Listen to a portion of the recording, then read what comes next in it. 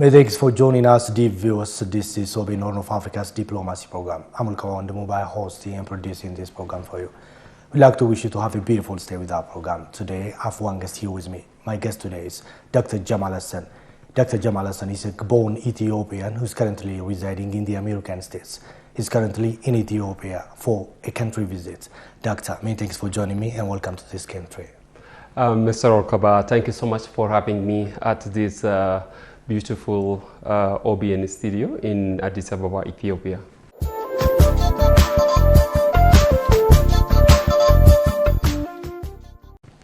Starting from the eve of the Ethiopian New Year, you are here in this country for a country visit. What is your observation? Actually, I am really amazed to this day. I feel like I am in a different country that other than the country that I've been known on Facebook or on social media while I was in America. The reason I am saying this is I left here when I was very young, and the memory of this country that I had was totally different. Plus, what I have been hearing and seeing on social media, especially from opposition party, is totally different. What I mean by that is the peace of this country, the peace that I've been enjoying since I came here. I've been traveling throughout state of RC, Hararge, and all the way to Walaga, and so many places within Ethiopia. Seriously, everywhere I go, I meet wonderful people and welcoming and with great hospitality. I have not seen a single issue since I came here. So that's why I think it is probably there are two Ethiopias, one on Facebook and one on real life.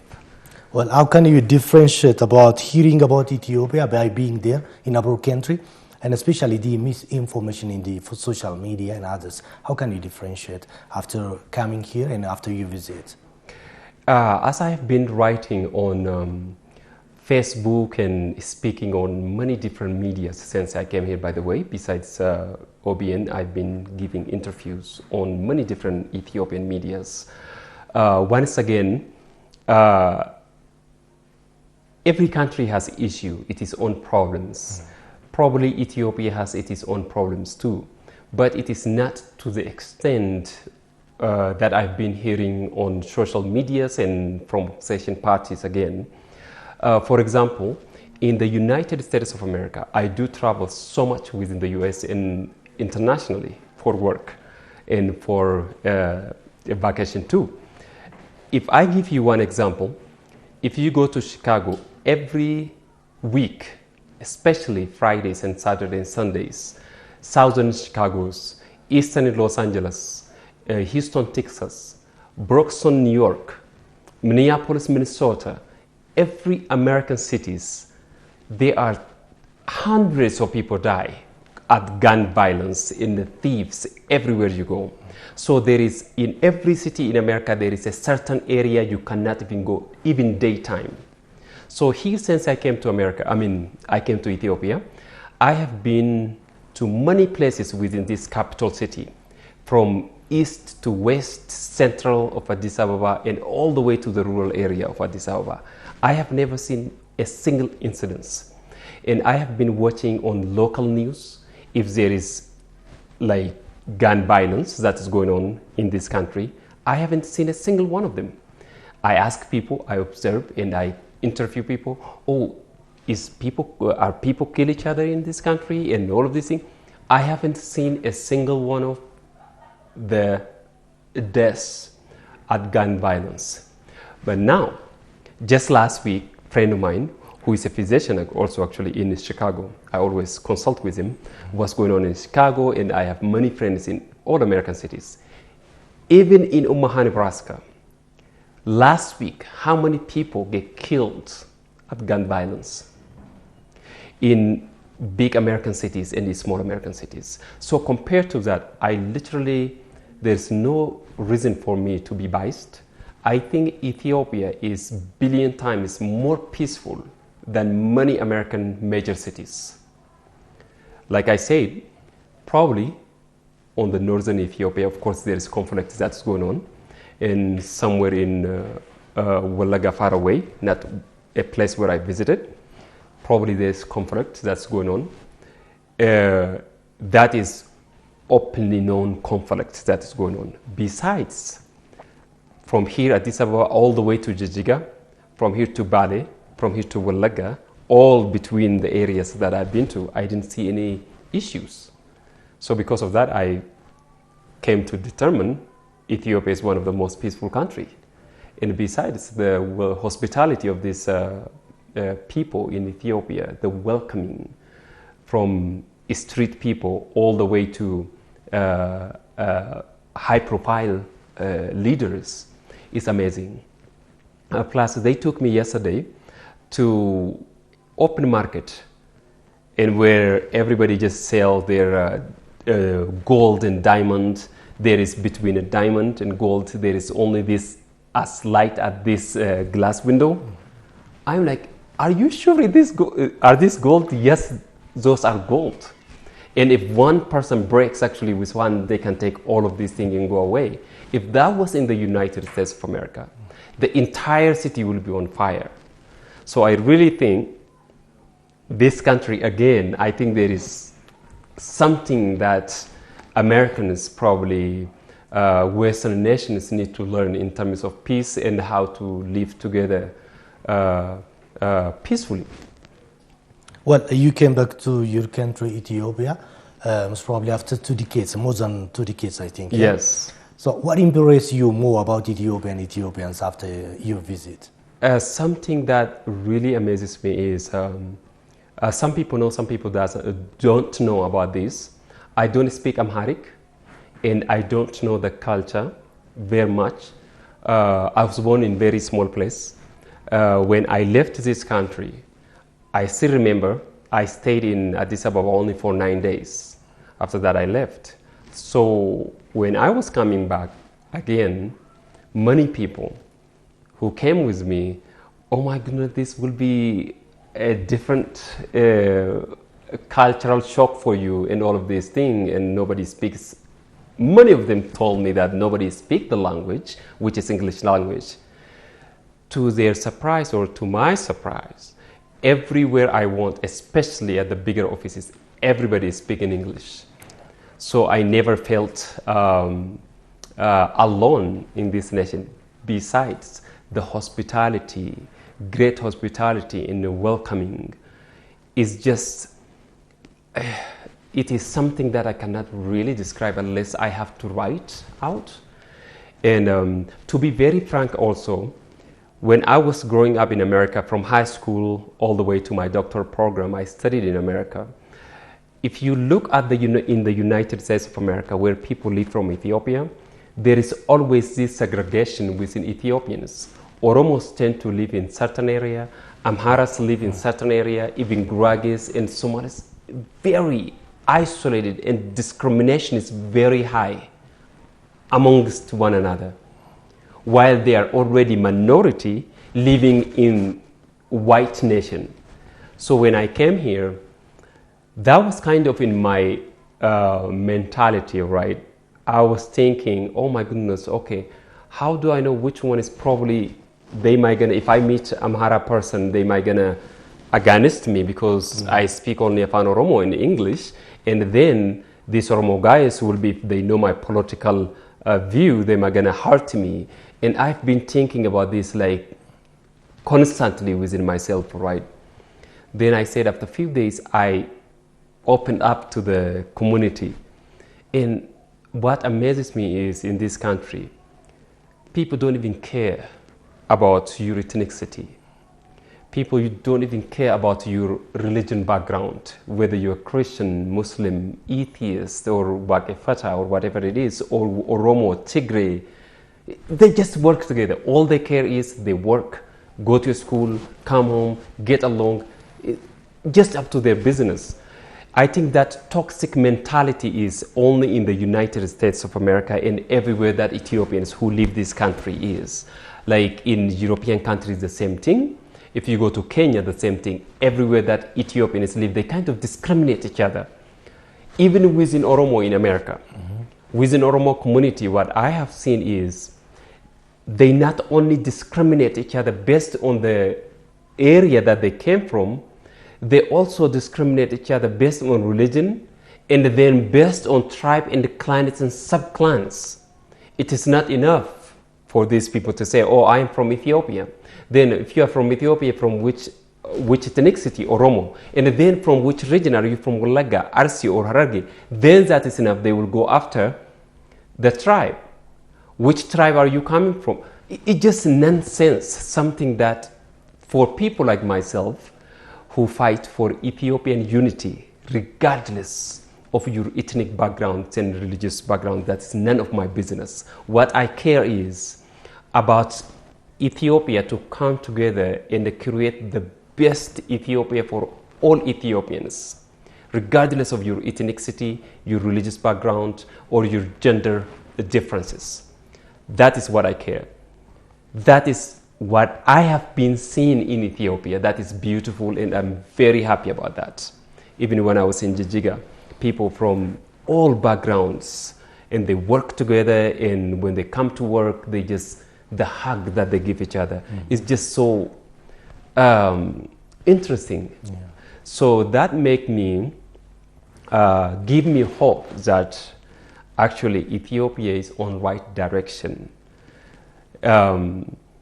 The other day, actually, I wrote on Facebook, I said, people who left Ethiopia, including myself, we should be banned to come back to Ethiopia because we bring our poison and toxicity to this country. Mm-hmm. So that was what I wrote on my Facebook. So yeah, I like how Ethiopians work together and live together and how they care about one another. Based on your personal experience and your observation since you come here, what should be done for this country, for the development of this country? A kind of piece of advice that we have for this country. Yes, that is a good question.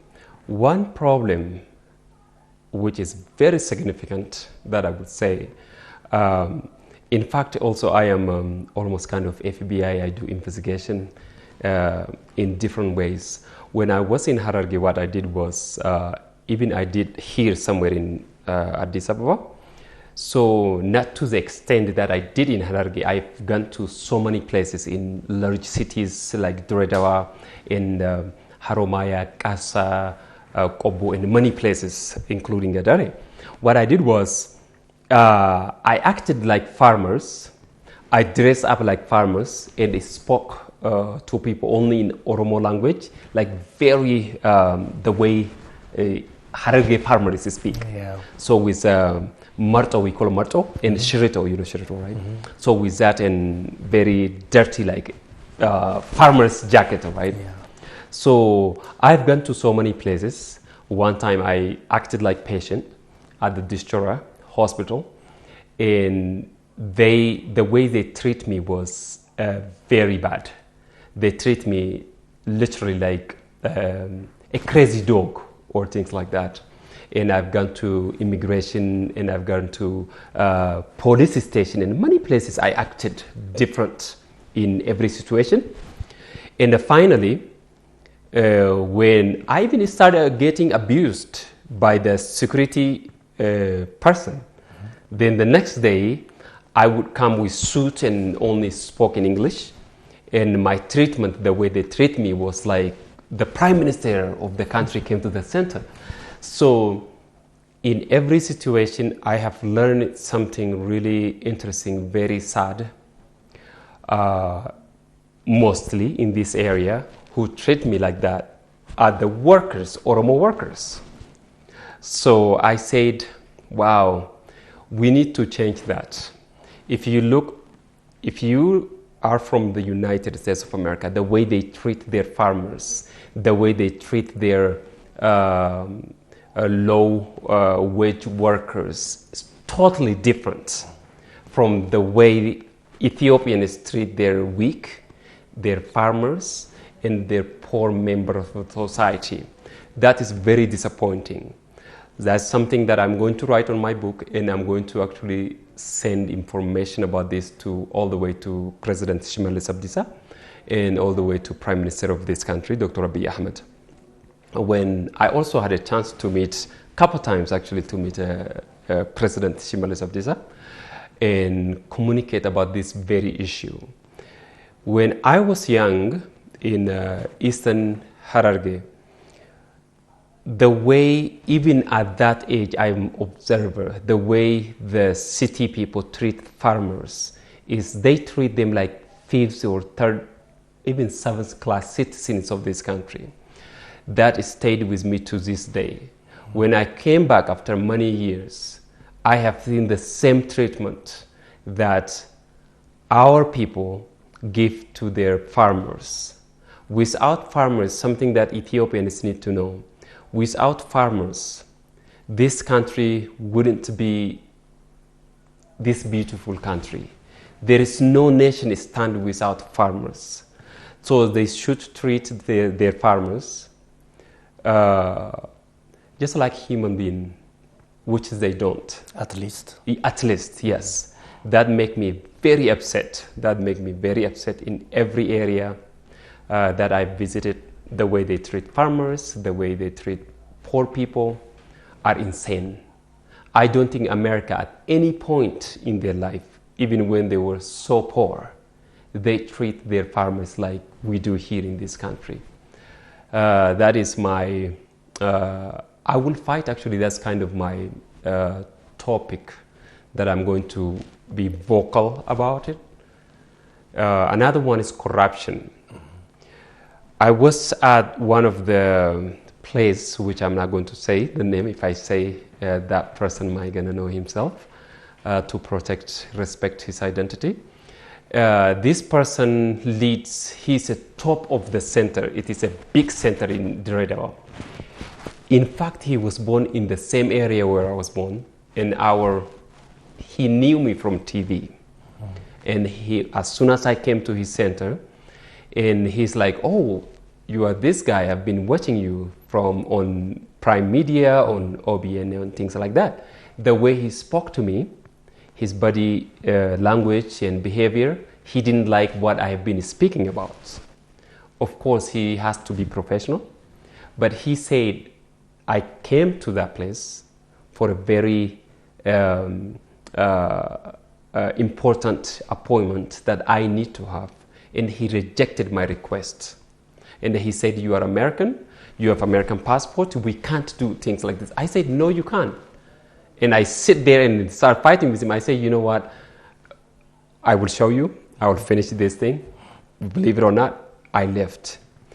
I was really angry. There is another person, he's a director of the center, assistant director, like next to him, a man next to him was an Amaraman. And he came after me at the door. He said, oh, I have heard, Dr. Jemal, I know you too. I'm very sorry about this. And you are right, that paper, you can have that paper. So I went to his office. In 5 seconds, he gave me the paper. So then the next day, I have my invitation letter because I came here as invitation, right? And I showed him the top director. And then I showed the paper. And you rejected my request against my paper. He was so upset. And at the same time, he was shocked. He said, Dr. Jemal, I'm very sorry. Yesterday, I had a very bad day and all of these things. And he started creating a case. I said, don't worry about it. But that is part of corruption. You need to help people. And that is what I've been fighting for. I explained, and I was so angry at the time. And he gave apology. Sincere apology. And I said, you know what, I accept apology, I moved on. It's still like about 3 or 4 days later, yesterday he called me, he said, oh, that thing has to be between two of us. He was afraid that I'm going to report it to the higher. I said, don't worry about it. So I've seen things like that. My main point here is, number one, the corruption is very high in this country. Number two, we need to treat our poor, our farmers, and everybody equally. Informally, I heard about your visit to the Grand Ethiopia Renaissance Dam last time, yeah? Yes, I did. What is the status of the Grand Ethiopia Renaissance Dam, and what was your feeling at the moment? Yes, that is a beautiful question. By the way, I thank the government of Nanoromia, and I do thank the federal government and everyone from Obamin all the way to President Jemal. That was beautiful, and I did not even think, from when you watch from far away, that river looks very small. Yeah. But it sits on the entire city. One of the largest river actually I've ever visited in many countries. And also the dam is done almost 92% actually, only about 8% to be completed. Yeah, near to completed. Yes, very close to completed. And the height of it is, I wrote it down actually, I didn't bring all information. That was very interesting. Some of the information is very sensitive, which I'm not going to say up on here. I am so proud that I visited that place. Not only that, I am so proud that I had done what I could for the last 3 years, and I've donated money a few times. That is very something that I am so proud of actually. Plus, everything there was, I was so surprised how the workers every single day, how many hours they put in, how they communicate with one another. They are workers from engineers throughout from all Ethiopian cities and from Russia, from Italy, from many different parts of the world. So as Hillary Clinton said, it takes a village to raise a child. That is actually one of the proverbs, I think, from Ethiopia or some of the African countries. That very proverb was really from that dam, is just from the God. It was, oh wow, yes, it takes actually a teamwork to complete something amazing. By the time that guard is completed, almost 60% of Ethiopians, according to what they told us, will have electricity in their house. Yeah. That is amazing. I think that is why Western nations have been against Ethiopia, because Ethiopia will be absolutely independent from any other countries as soon as that guard is completed. So I'm so proud that I was there. And I didn't also know that there is restaurants, actually fancy restaurants like American restaurants in that area. It's kind of like city-like. Mm-hmm. There are people living there in cities and beautiful. Yeah, I loved it. Every single part of my stay there. I mean, every single part of that area and every single minute that I was there. That was amazing. What is expected from the people of this country and the government, as well as the diaspora community, in fully completing the Grand Ethiopia Renaissance Dam project? As long as you are Ethiopian and you live in this country and outside of this country and you care about the peace and prosperity of this country, you need to donate money, you need to support with whatever you can that guard. Because that is not political topic. That is about Ethiopia. That is about prosperity. So even if you are those guys who are at the first fighting, this is something that you need to support. That dam and guard is for all Ethiopians. There is no nation. There is no nation that sees prosperity without hard work. So we need to work together without bringing our political opinions in every topic. In general, how do you understand, or what is your understanding about the operation that is taking place in the northern part of the country, and in general, the peace and stability of this country? How do you understand that? For example, if there is conflict in the United States of America, America do not consult with African leaders. They solve their own problems with American leaders. That is how it should be in Ethiopia and in every African countries. This conflict that is going on in northern Ethiopia will be solved very quickly if America and Western countries stay away from Ethiopian issues. Every country that America involved in directly or indirectly has never saw peace.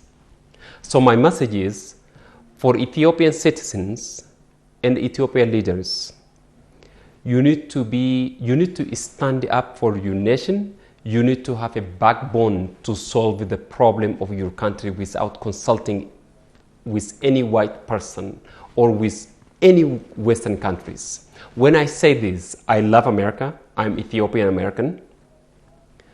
I know how arrogant we are. I know how arrogant America is.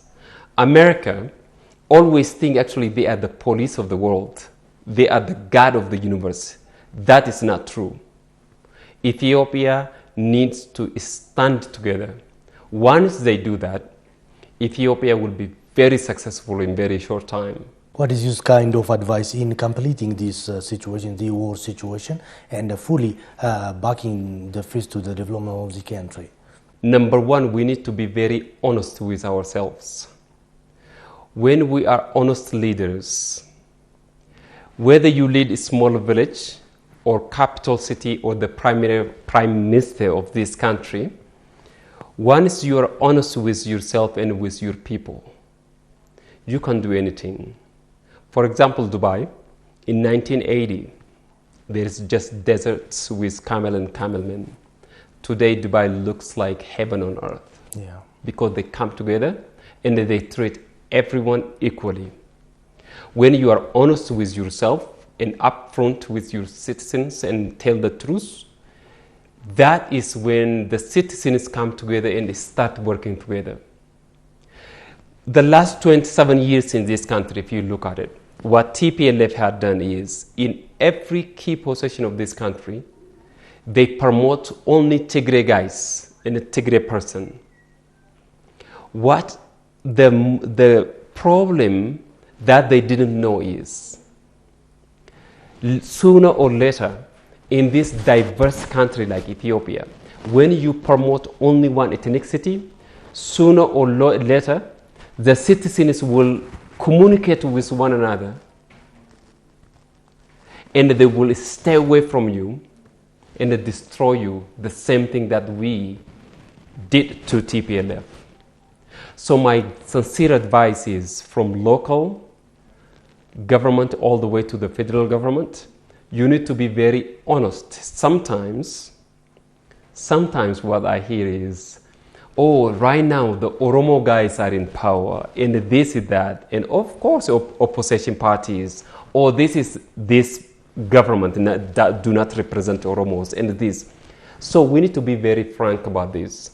We will always have opposition party today in the million years to come.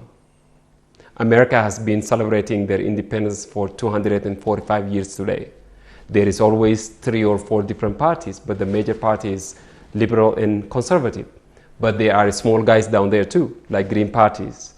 So it's still to this day, if you look at the January 6th, they were trying to overthrow the government of the United States, this white radicalist group. But they couldn't succeed because the citizens, the majority of that country's citizens, agree on their democracy. They at least have basic freedom and the basic income that they love about that country. Yeah. So if Ethiopia and the leaders of this country from Oromo ethnic groups, Amara ethnic groups, Somalis, Sidamas, Tigres come together and discuss about this country honestly, I believe that this country will be heaven on earth within very few years. Currently, you are living in the United States of America. So that how do you see the influences, especially the influence of Western country, and specifically the United States of America, into the domestic issues of Ethiopia? What's your comment about that? Yes, my comment is, see, the United States of America, in fact, Ethiopian embassy is one of I think the first African embassy to be introduced in America in 1902, over 120 years today. So Up until Dr. Abiy Ahmed came to power, for all these years, Ethiopia was led actually by by American leaders. They sit in Washington, D.C. and control Ethiopian leaders from Washington, from White House. That is what they want now. That is why they're against this very government, because Dr. Abiy said it is 2020, it is 21st century. We Africans can solve our own problems too. We have the same mind, even better mind than white men. That is what he's saying. White men do not want to take that reality, because see, in terms of psychology of white men and white women in general, I'm not saying all of them, but a significant number of them, they do not consider black people as really equal to the Western status, even in the United States of America. Always, they smile. What they are thinking, they always think differently. They always put you down. The problem is there is this thing called a Jim Crow in the United States of America. Jim Crow is a fictional person that always abuses black people in the black society, always compares, and even in every situation, I can't go through detail because we don't have a lot of time here. So in 1930, this guy wrote a book. He's I think Professor Hoffman, I think so. I don't know exactly. He was born in San Francisco. He said, I have studied very hard at the very large universities. He studied at Oxford and University of Pennsylvania and Harvard University. He said, I have looked, he had actually 2 different kind of PhDs in neuroscience, and he also has PhD in anthropology. He said, I have studied so much about human society. And he said, a white man that never went to school is smarter than black men who has PhD. So for years, white Americans and white Europeans, they don't say it. That is their truth. So they really think that Africans cannot solve their problem unless white men comes in. I have seen that in many places that I go to when I travel throughout the world, and I have seen that in American mentalities. So that is to say, today, American leaders cannot go to bed because of Dr. Abiy Ahmed. They don't want a person like Dr. Abiy Ahmed to be in charge of this country. They want a dog that can be controlled from White House. That's why I always say, Ethiopia does not need Western donation. I was visiting many places in Dodola, Asalla, all the way to Bali. This country is very rich. The corn and teff and wheat that is grown in these places that I visited, amazing. So if we work together, sooner or later we'll be very independent from the Western colonization. Whether you agree or not, we are still under the Western colonization. There is 2 different kinds of colonization, direct and indirect colonization. Ethiopia all Africans have always been under the Western colony, whether we believe or not. Indirectly. So we need to be independent. We need to fight for our freedom. Ethiopia needs Dr. Abiy Ahmed. Ethiopia needs more Dr. Abiy Ahmed. And all Africans need more Dr. Abiy Ahmed in leadership. Well, what was the role of Ethiopian diaspora for the development of this country, and what should be for the future, as well as in promoting the interest of this country for the international or the global community? What is expected from you guys, the Ethiopian diaspora, in short? What is expected from us is, I always believed this, by the way, I love one of the former President of the United States, JFK. He was assassinated too soon. And he said, my fellow Americans, ask what you can do for your country, do not ask what your country can do for you. So that has always been my life philosophy. The first time I discovered that quote is when I was in 9th grade in the United States of America, in 9th grade. So it is ever since I keep that as my life philosophy. So in short, Ethiopians who live in Ethiopia, outside of Ethiopia, anywhere outside of Ethiopia, what we need to do is, if we have $2, we have to either directly invest to our country or donate to our country, the other dollars that we have. If we have $50 million in our bank, we should be investing $25 million or all of them to Ethiopia. We can create the best Ethiopia for all Ethiopians. There is no place like home. Let me tell you, I have been to America. I studied in that country and I work in that country. I'm a leader at where I work right now. I have never been respected as much as I've been respected in this country today. There is no place like home. I truly mean it. So sooner or later, Ethiopians, this is home. We have to send our kids back. Our children should learn our own languages and about our own country.